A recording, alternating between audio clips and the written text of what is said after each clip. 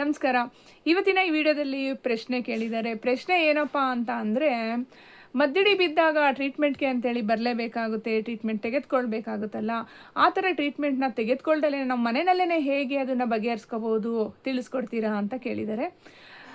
ನನ್ನ ಯೂಟ್ಯೂಬ್ ಚಾನಲಲ್ಲಿ ಹಳೆ ವಿಡಿಯೋನ ಚೆಕ್ ಮಾಡ್ತಾ ಹೋಗಿ, ಮದ್ದಿಡಿ ಬಿದ್ದಂತಹ ಸಮಯದಿಂದ ಹಿಡಿದು 3 ದಿವಸದ ಒಳಗಡೆ ಏನು ಪರಿಹಾರ ಮಾಡ್ಕೋಬೋದು, ಅದು ಹೇಗೆ ರಿಮೂವ್ ಮಾಡ್ಕೋಬೋದು ಅಂತೇಳಿ ನಾನು ತಿಳಿಸ್ಕೊಟ್ಟಿದ್ದೀನಿ. ಆ 3 ದಿನದ ಒಳಗಡೆ ಅಂದರೆ ಮದ್ದಿಡಿ ಇವತ್ತು ಹಾಕಿದ್ದಾರೆ ಅಂತ ಅಂದರೆ 3 ಡೇಸ್ ಒಳಗಡೆ ನೀವು ಅದನ್ನು ರಿಮೂವ್ ಮಾಡ್ಕೋಬೋದು. ಅದನ್ನು ಹೇಳ್ಕೊಟ್ಟಿದ್ದೀನಿ. ಹರಳಿ ಎಲೆಯಿಂದ ಹೆಂಗೆ ಮಾಡೋದು ಮತ್ತು ವಿಳ್ಯದೆಲೆಯಿಂದ ಸುಮಾರು ಒಂದು 2-3 ವಿಡಿಯೋ ಬಿಟ್ಟಿದೆ, ಅದನ್ನು ಚೆಕ್ ಮಾಡಿ ನೋಡಿ. ಅದೇ ಥರ ಮಾಡ್ಕೋಬೋದು. ನಿಮಗೆ ತಿಳಿದಂತಹ ದಿವಸದಿಂದ ಅಲ್ಲ, ಮದ್ದಿಡಿ ಯಾರು ಹಾಕಿರ್ತಾರಲ್ವ, ಹಾಕಿದ ದಿವಸದ 3 ದಿವಸದ ಒಳಗಡೆ ಮಾತ್ರ, ಅಲ್ಲಿಂದ 1 2 3 3 ದಿನ ಲೆಕ್ಕ ಇಟ್ಕೋಬೇಕು. 3 ದಿವಸದ ಒಳಗಡೆ ಮಾತ್ರ ಅದನ್ನು ರಿಮೂವ್ ಮಾಡ್ಕೊಳ್ಳೋದಕ್ಕೆ ಸಾಧ್ಯ ಆಗುತ್ತೆ.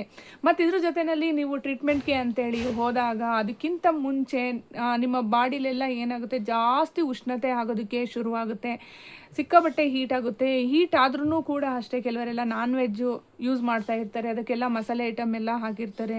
ಮತ್ತು ಚಿಕನಲ್ಲೂ ಕೂಡ ಅಷ್ಟೇ ಸಿಕ್ಕಾಪಟ್ಟೆ ಎಲ್ಲ ಹೀಟ್ ಆಗ್ತಾ ಇರುತ್ತೆ. ಅದನ್ನೆಲ್ಲ ಈಗ ಬಾಡಿನೂ ಹೀಟು, ಅದು ತಿಂದಿದ್ದು ಹೀಟು, ಮಸಾಲೆ ಐಟಮು ಹೀಟು, ಎಲ್ಲ ತಿಂದು ಹೀಟ್ ಆಗಿ ದೇಹ ಏನಾಗುತ್ತೆ ಹೇಳಿ, ಉಷ್ಣತೆಗೆ ಒಳಗಾಗಿರ್ತಕ್ಕಂಥ ದೇಹದಲ್ಲಿ ಬರುವಂತಹ ಕಾಯಿಲೆಗಳು ಏನೇನಿದೆ ಅದೆಲ್ಲ ಶುರುವಾಗ್ತಾ ಹೋಗುತ್ತೆ.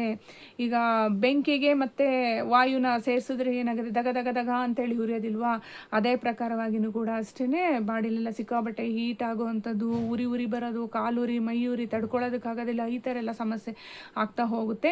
ಉಷ್ಣತೆಗೆ ಸಂಬಂಧಪಟ್ಟಿರ್ತಕ್ಕಂಥ ಇದ್ರ ರಿಲೇಟೆಡ್ ಏನಿದೆ ಅಲ್ವಾ ಕಾಯಿಲೆಗಳು, ಅದೆಲ್ಲ ಸೃಷ್ಟಿ ಆಗ್ತಾ ಹೋಗುತ್ತೆ. ಜೊತೆಗೆ ಮದ್ದಿಡಿಗೂ ಕೂಡ ಸಂಬಂಧಪಟ್ಟಿರ್ತಕ್ಕೆಲ್ಲ ಸೃಷ್ಟಿ ಆಗ್ತಾ ಹೋಗುತ್ತೆ.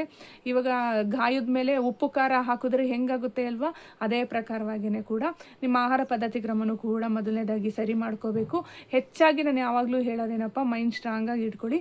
ಯಾವಾಗಲೂ ಕೂಡ ಅಷ್ಟೇ, ಏನೋ ಒಂದು ಆಗಿರುತ್ತೆ, ಅಲ್ಲೇನೋ ಚೂರು ಚಿಕ್ಕ ಘಟನೆ ನಡೆದಿದ್ರೆ ಫುಲ್ಲು ದೊಡ್ಡದಾಗಿದೆ ಏನಪ್ಪ ಅನ್ನೋಷ್ಟು ಥಿಂಕ್ ಮಾಡ್ತಾರೆ. ಆ ಥರ ಮಾಡಬಾರ್ದು. ನಮ್ಮ ಅರ್ಧ ಕಾಯಿಲೆ ಅಲ್ಲೇ ವಾಸಿ ಆಗುತ್ತೆ.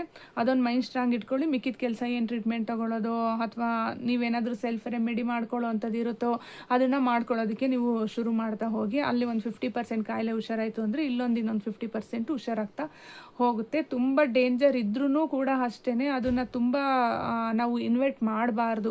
ಹೌದು, ಅಲ್ಲಿ ಏನೋ ಒಂದು ಕೆಟ್ಟದಾಗಿದೆ ಅಂತ ಅಂದ್ರೂ ಕೂಡ ಅಷ್ಟೇ ನಾವಲ್ಲಿ ಗಮನ ವಹಿಸಬಾರ್ದು ಅಂತ ಅಲ್ಲ, ಎಷ್ಟು ವಹಿಸ್ಬೇಕೋ ಅಷ್ಟು ವಹಿಸ್ಬೇಕು. ತುಂಬ ಆಳವಾಗಿ ನಾವು ಅದ್ರ ಬಗ್ಗೆನೇ ಥಿಂಕ್ ಮಾಡ್ತಾ ಹೋದರೆ ಅದು ಆವರಿಸ್ತಾ ಹೋಗುತ್ತೆ. ಯಾವುದಾದ್ರೂ ವಿಷಯದಲ್ಲಾದ್ರೂ ಕೂಡ ಅಷ್ಟೇ ಆಳವಾಗಿ ಯೋಚನೆ ಮಾಡಬಾರ್ದು. ಆಳವಾಗಿ ಯೋಚನೆ ಮಾಡುವಂಥದ್ದು ಏನಿದ್ರು ಧನಾತ್ಮಕ ಶಕ್ತಿಗಳ ಆಲೋಚನೆಗಳು, ಸಕಾರಾತ್ಮಕ ಆಲೋಚನೆಗಳು, ನಾವು ಏನು ಗುರಿಯನ್ನು ಸಾಧಿಸಬೇಕು, ಇಂದು ನಮ್ಮ ಜೀವನ ಹೆಂಗಿದೆ, ಮುಂದಿನ ಗುರಿ ಏನು, ಅದ್ರ ಬಗ್ಗೆ ಆಳವಾಗಿ ಯೋಚನೆ ಮಾಡಬಹುದಷ್ಟೇ. ಕೆಟ್ಟ ರೀತಿಯಾಗಿ ಕೆಟ್ಟದ್ದೇನೋ ಒಂದು ಆಗ್ತಿರುತ್ತೆ, ಅದ್ರ ಬಗ್ಗೆ ನಾವು ತುಂಬ ಯೋಚನೆ ಮಾಡಿದಷ್ಟು ಅದನ್ನು ನಾವು ಇನ್ವೈಟ್ ಮಾಡ್ದಂಗೆ ಆಗುತ್ತೆ. ನಾವು ಅದನ್ನು ಕರಿತಾ ಇದ್ದೀವಿ ಅಂತೇಳಿ ಇನ್ನೂ ಜಾಸ್ತಿ ಶುರು ಮಾಡುತ್ತೆ. ಈಗ ನಿಮಗೆ ಯಾರೋ ಒಬ್ಬರು ಎದುರಿಸ್ತಿರ್ತಾರೆ ಅಂತ ತಿಳ್ಕೊಳ್ಳಿ, ನಾವು ಎದುರ್ಕೊಂಡಷ್ಟು ಕೂಡ ಅಷ್ಟೇ ಅದಿನ್ನೂ ಜಾಸ್ತಿ ಮಾಡ್ತಾರೆ. ಇವಾಗ ನಿಮ್ಮ ಮನೆಯಲ್ಲೇ ಆದ್ರೂ ನಾವು ಯಾರಿಗೋ ಒಬ್ರಿಗೆ ಎದುರಿಸ್ತಾ ಇರ್ತೀವಿ ಅಂತ ತಿಳ್ಕೊಳ್ಳಿ. ಎದುರಿಸಿದಾಗ ನಾವು ಎದುರ್ಕೊತೀವಲ್ಲ, ಎದುರಿಕೆಯಿಂದ ಏನೇನೆಲ್ಲ ಆಗುತ್ತೆ ಅಲ್ವಾ, ಅದೇ ಪ್ರಕಾರವಾಗಿಯೇ ಅವುಗಳೂ ಅಷ್ಟೇ. ಈಗ ನೋಡಿ, ನಾನು ಟ್ರೀಟ್ಮೆಂಟ್ನ ಕೊಡ್ತಾ ಇರ್ತೀನಲ್ಲ, ಕೆಲವ್ರಿಗೆ ಹೇಳಿರ್ತೀನಿ, ಈ ಟ್ರೀಟ್ಮೆಂಟ್ ಸಮಯದಲ್ಲೂ ಕೂಡ ಅಷ್ಟೇ ನಿಮಗೆ ತುಂಬ ಹೆಂಗಪ್ಪ ಇದು ಯಾಕಪ್ಪ ಟ್ರೀಟ್ಮೆಂಟ್ ತೊಗೊಂಡೆ ಹಾಗೆ ಹಿಂಗೆ ಅಂತೇಳಿ ಅನಿಸುತ್ತೆ, ಇಲ್ಲಾಂದರೆ ತುಂಬ ಅಡೆತಡೆ ಮಾಡುತ್ತೆ. ಅಡೆತಡೆ ಮಾಡಿದ್ರೂ ಕೂಡ ಅಷ್ಟೇ, ಅಡೆತಡೆ ಮೀರಿ ನೀವು ಟ್ರೀಟ್ಮೆಂಟ್ನ ತೆಗೆದುಕೊಳ್ಬೇಕು. ನಿಮ್ಮ ಮನಸ್ಥಿತಿನ ಕರೆಕ್ಟಾಗಿ ಇಟ್ಕೋಬೇಕು. ನಾನು ಕೆಲವೊಂದು ಶಾಂತಿ ಚಿಹ್ನೆಗಳು ಹೇಳಿರ್ತೀನಿ, ಕೆಲವೊಂದು ಥೆರಪಿ ರೆಮಿಡಿ ಎಲ್ಲ ಹೇಳಿರ್ತೀನಿ. ಅದನ್ನು ಮಾಡ್ಕೋಬೇಕಾದ್ರೆ ನಿಮ್ಮ ಶಾಂತಿನ ಹಾಳು ಮಾಡೋದಕ್ಕೆ ಅಂತಲೇ ಕೆಲವೊಂದು ರಿಮೂವ್ ಆಗೋಕ್ಕೆ ಇಷ್ಟಪಡ್ತಾ ಇರೋದಿಲ್ಲಲ್ಲ, ಆಗ ಏನಾಗುತ್ತೆ ಅಂತ ಅಂದರೆ ಒಳಗಡೆ ಇರ್ತಕ್ಕಂತಹ ಆ ಒಂದು ಕೆಟ್ಟದ್ದೇನಿದೆ ಅದು ನಿಮಗೆ ಅಡೆತಡೆ ಮಾಡ್ತಾ ಇರುತ್ತೆ. ಅಡೆತಡೆನ ಮೀರಿ ನೀವು ಮುಂದೆ ಬಂದಾಗ ಮಾತ್ರ ನಿಮಗೆ ಒಳ್ಳೆಯದಾಗೋದಕ್ಕೆ ಸಾಧ್ಯ ಆಗುತ್ತೆ. ಸುಮಾರು ಜನಕ್ಕೂ ಕೂಡ ನಾನು ಹೇಳ್ತಾ ಇರ್ತೀನಿ, ನಾವು ಅದಕ್ಕೇ ತುಂಬ ಅಡಿಕ್ಟ್ ಆಗೋಗ್ತಿರ್ತೀವಿ. ನಾನು ಎಷ್ಟು ಸರಿ ಕೆಲವೊಬ್ಬರಿಗೆ ಹೇಳಿದ್ರೂ ಕೂಡ ಅಷ್ಟೇ ಫುಲ್ಲು ಕೇಳ್ತಾನೆ ಇರ್ತಾರೆ. ಕೇಳಿದಾದ್ಮೇಲೆ ಮತ್ತೆ ಯಥಾ ಪ್ರಕಾರ ಅವ್ರು ಹಳೆ ಸುದ್ದಿನೇ ಹೇಳ್ತಾ ಇರ್ತಾರೆ.